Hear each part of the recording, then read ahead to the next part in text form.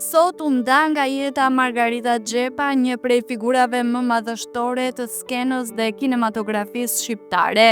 Një artiste që me talentin dhe magjinë e interpretimit të saj skaliti memorien e publikut për më shumë se 6 dekada.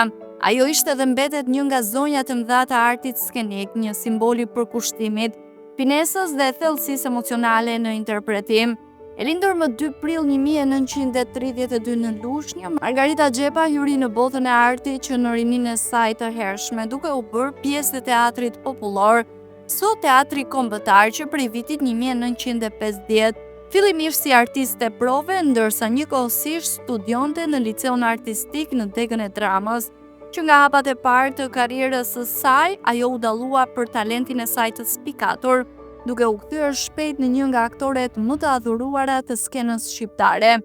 Gjatë jetës së saj artistike, Margarita Xhepa interpretoi mbi 150 role në teatr, duke u bërë mishërim i gruas shqiptare në të gjitha dimensionet e saj, nga nëna e dëmshur tek heroina e sakrificës, tek grua e fuqishme dhe e ndritur. Ajo shkëlqeu si Majlinda në filmin Majlinda, Dafina në Lumi i vdekur, Plia në Cuca e maleve, Zonja Mëm në Kush e solli Doruntinën, nëna në Përballë vetes dhe në shumë role të tjera që mbeten të pavdekshme në historinë e teatrit shqiptar.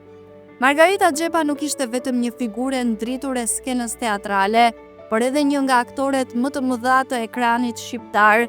Sot skena ka humbur një nga yjet e saj më të ndritur, por emri dhe vepra e Margarita Xhepës do të vazhdojnë të jetojnë në zemrat e gjithë atyre që e kanë dashur dhe admiruar artin e saj të madhërisëm.